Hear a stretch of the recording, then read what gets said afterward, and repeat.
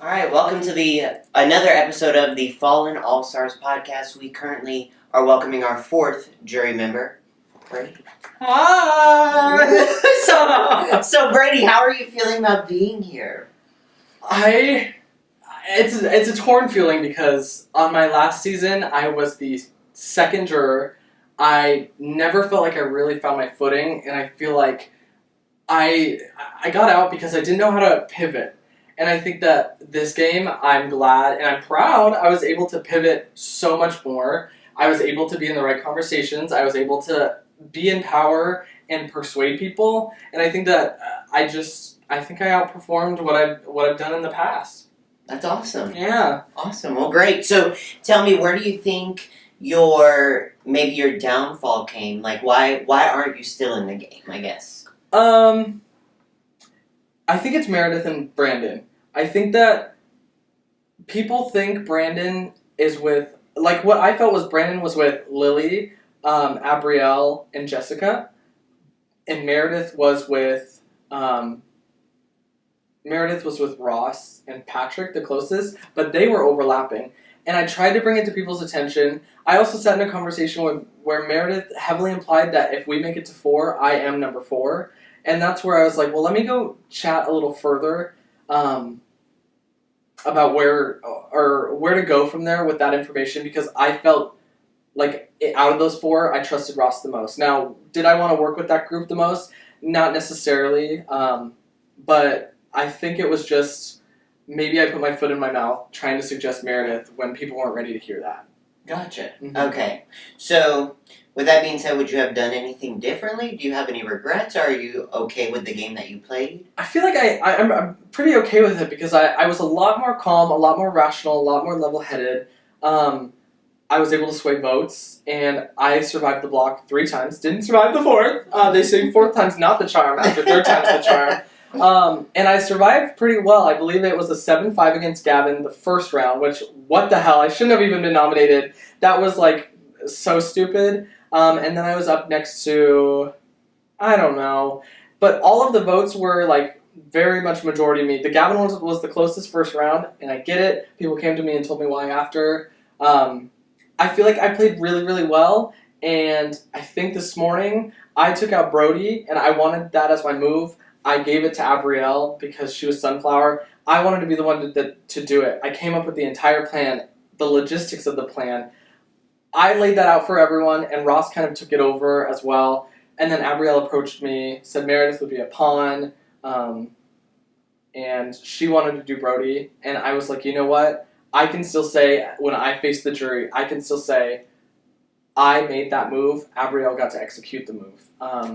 So I don't think it's hard to say I'd change anything because I feel like I had a really good read on it until the voters all got together at the end and Lily got in there the last second. I just feel like they were probably pretty 50-50, and I can't wait to watch it back and see like where my blind spots were.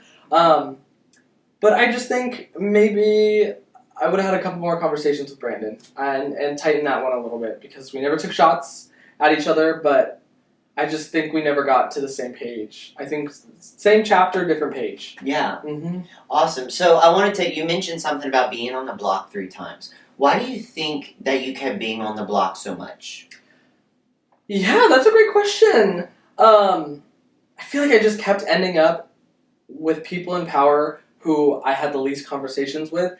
And to a fault, I didn't feel like I needed to have as many conversations with some of these people because I thought we had so many overlaps that rather than bombard you and annoy you and plead and beg, I wanted everyone to make their own decision.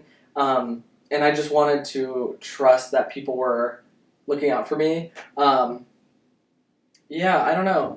Awesome. Okay, no, that's fine. So, I always ask this question, so there are currently 8 All-Stars left, and it always says if you wish upon a star, your dream is sure to come true. If you could wish upon a star right now and get one of the All-Stars left eliminated, who would you choose and why? Or would you not choose anyone? That's also an option. I want to literally choose 2, but I'll play by the rules. Okay. And then maybe I'll also sneak in and pretend like I'm not answering the question again after. Sounds good. I would love to see Ross go, only because I I think it would be more entertaining endgame to watch everyone else play this out. Because I think he really is the leader in the house. And he was on the bottom the first couple rounds. He did the fly trap, and that's when everything shifted for him. And that's when he took over the game. My perspective was Patrick was doing what Ross said. I think they need to start separating, because when I'm sitting there on a jury and I'm listening, I'm going to be like, what did you do differently than each other? What were conversations that you were not having with the other involved? If I was to like just kind of like change the subject fully and like not answer the question the second time, I would love to see Meredith go, because one, I think that's why I went. So like obviously I'm a nasty bitch. I want her out. But I think that if Meredith goes, I think the lines get clearer, and I'd love to see the battle across. I do think no one has a shot against Ross and Patrick's if they really do stick together. I think no one has a shot on having any agency in their game for the rest of the game. Okay, well that kind of leads into the next question. I was going to ask you, who do you think is running the game right now? So, I think it's gotta be Ross, Patrick, Meredith, with Ross thinking further than they are. Because when I sat down with Meredith and she said, I said, do you have any fear with these two boys? And I feel like that might have been why I got bit in the ass. And last night I switched up. I jumped ship because the people I was working with, it was impossible to work with and get them to stick to a plan. Now, that being said, maybe that's because some of them weren't as tight as I thought we were. And I feel like that's a blind spot that now sitting here, I just didn't want to believe it, and I felt like honoring my intuition. But today, I think that those three, I was at the bottom, and when I talked to Meredith, she told me I was at the bottom of the 4. If it ever was a real 4, I don't know. Mm-hmm. And I asked, she said, I think they might cut me to make it a final 2. And I tried to like gently ask, well, why don't we shift where it's going? And I think she's aware of that. I think she's very like onto that and wants to do that idea. But I think it wasn't with me that she was willing to do it. Gotcha. Mm-hmm. Okay, awesome. Well, before we wrap up and we go and smash your pot, do you have anything else that you want to talk about, get off your chest? Any last thoughts that you can tell to the camera? Yeah, of course. I mean, I got to take out the Schneiders. I got to take out Claire and Brody, and I really, really cannot wait for everyone to just talk about the season once it's fully over, and I can't wait to be in the comments and being so annoying. But that round where the houses were split was so fun and crazy and wild, and it's crazy that the house was so boring, and ours, there was tears, yelling, scheming, anger. If I would have had it my way, I would have been in the final 3 seats at the start with Shakira and Thomas. I really thought we were going to go further. They started imploding. They got nominated against each other by Meredith. And I think that watching Shakira cannibalize and start eating at Thomas and Thomas gently biting back, that's when I knew when to jump ship. And I think that my strength this game was pivoting. I really do think Brandon nominated me because he said I was flip-flopping. I think that's going to bite him in the ass. He is not a priority over there. And I never lied to him. Actually, I said I didn't lie to people. I think I did lie, like, a lot. I think I just didn't get caught lying. I really think I've, like, done this pitch, like, so delusional, being like, you guys, I've got more honest. I've been so honest with you. I don't think I was honest, like, at all. I was such a goddamn liar. That's okay. That's good. That's what we want. Yes. So. And so I played so much smarter, so much funnier, so much more interesting than my original time. And this was such a fun experience again. And Shane and I's beef is squashed, y'all. Comment down below. Yay! Yay! And I think that it was cool to get to work with him and actually trust him. After Thomas and Shakira, it would have been Shane and Abrielle, and then Shane jumped ship and went over to the dark side because everyone wants to go to the dark side with Ross and Meredith and Patrick. I think I'm underestimating Patrick. I think everyone's underestimating Patrick. But if he does not cut Ross or Meredith, he is not winning. He's not winning. That being said, I had so much fun. I feel like this is going to be such a good season. And I think this endgame, I think without me, is going to be a little boring. It's going to be a sequel. But I'm hoping that all of them make a move that is interesting because it's so boring right now. It's so boring. Brody was fun to get out, but after that I knew it was going to be boring, and I don't know. I knew this round I was either getting out or I was going to make it to the final 3, depending on how those votes slide. And 4-0, it was better for them because I would have beat all of them that voted to save me. Damn. But that's it. Okay, awesome. Well, thank you, Brady. We appreciate you being here. Are you ready to go and smash your pot? Yes, let's get pot smashing. Let's go. Y'all had so many more sexy outfits to come. I literally was gonna change right after this round, and I had a finale look as well. But that doesn't matter. What matters is someone else is winning and I'm not. Okay. Sweet.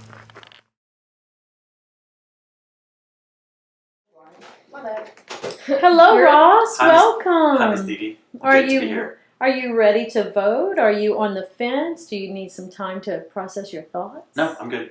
The voters met before this, and we came to consensus that we were going to keep Lily and get rid of Brady. I told them that I would do whatever they wanted, and so that is what I'm going to do. And yeah, that's it. Okay. Thank you so much. Thank you.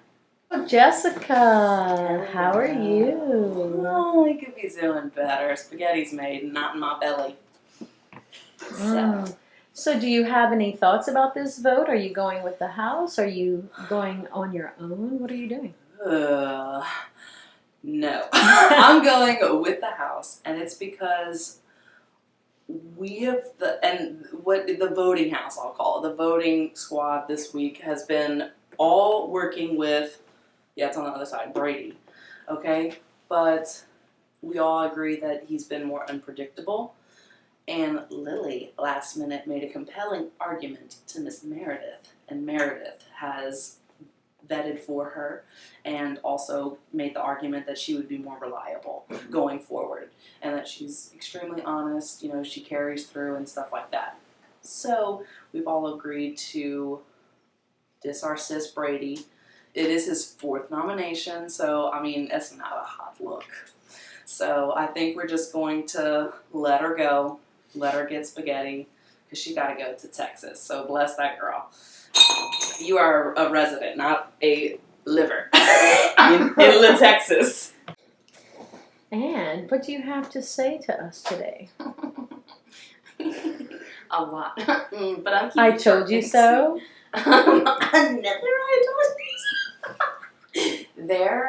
This could be like awful jury management, and like if it comes back to bite me, so be it. But is it not iconic? Another I told you so. Baby, in your speech you told everybody, if you're on a sinking ship, jump. And I probably could have saved you. No, I definitely could have saved you. But it's hard to constantly defend an ally who doesn't listen to anything you say. I feel like goddamn Chicken Little saying the sky is falling. No one believes me. But I don't think I need to rehearse saying I told you so anymore. I still love you, but Lily and I have been #1 since before. So I'm voting for you, Brady. You were just too messy, baby. But I love you for it. But you won't mess me. I haven't been nominated, and everyone I've put up has gone home, so I'm feeling kind of good. We'll see if it stays that way. Thank you so much, and thank you to those earrings. Hello. How are you feeling? I'm feeling all right. Do you feel like there's a definite power pull in the House, one person kind of leading charge, or do you feel like there are 2?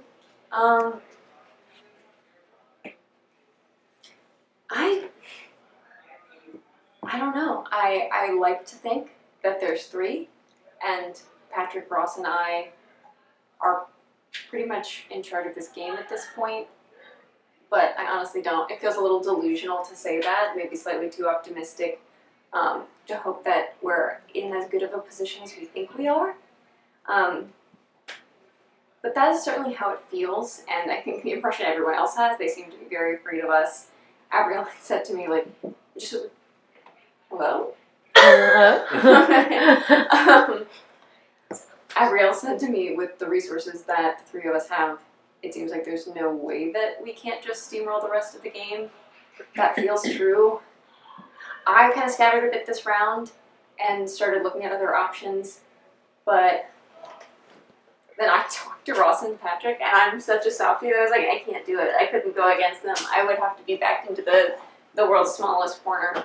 That's not the game I really want to play to go against them, but it is nice to know that like I could have options, hopefully, if things did start going wrong, but we still have green thumb. I apparently have an alarming amount of seeds, but I do plan to maybe get rid of some of those in gestures of goodwill, but I don't know, it's getting intense. It's getting down to the wire. But both of my guys have been saying like how dead set we are in a final three, how loyal they are to me, and they have been this entire game as far as I am aware. So I have no reason to doubt what we've built. I think a jury vote is pretty fair between the three of us. I think possibly more so Ross and I. But yeah, I always think I have a really good chance with the jury, to be perfectly honest. I think I play a good game, a mostly honest game, and I can give good answers to questions that come up. So for this vote, at the end of the day, neither of these players is a final for me. I'll leave both of them gone at some point. And Lily made a very compelling argument for herself. Kudos to her for being able to get herself out of the situation when I thought this would be the round that she would go. But she reminded me that she does honor negotiation, and I'm in a position to negotiate, and if she's open to that and it's proven that she will stick to her word, that's worth keeping around at least one more round. I can work with that. Brady's not proven anything, he's just saying a lot. And that could go any direction, but I feel like he is likely to target someone I am close to, if not me personally, so I feel like Lily would probably do the same given the opportunity, but like I said, I think I have more to bargain with than the other two guys because of my seeds, so if I need to defend myself, I have a better chance with her than with Brady, and unpredictability needs to go, so it'll be a vote to evict Brady. Thank you so much, Meredith. Good luck.